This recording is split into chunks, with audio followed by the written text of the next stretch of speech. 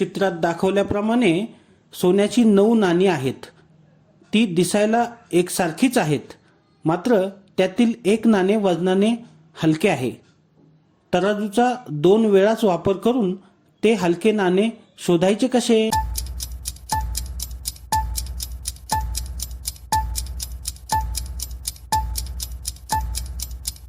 उत्तर: तराजूचा 2च वेळा वापर करून आपल्याला 9 नाण्यांमधील हलके नाणे शोधायचे आहे. पहिल्या वेळी दोन्ही पारड्यात 3-3 नाणी ठेवून 3 नाणी बाजूला ठेवायची आहेत.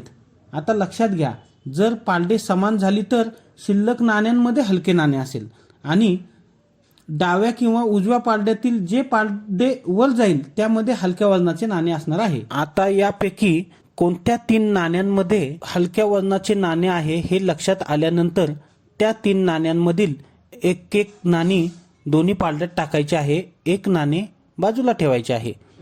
त्यातही दोन्ही पारडे समान झाले तर बाजूला ठेवलेले नाणे हे हलके असेल आणि समान न होता जे पारडे वर जाईल ते नाणे हलक्या वजनाचे असेल. अशा पद्धतीने हे कोडे सोडवता येते.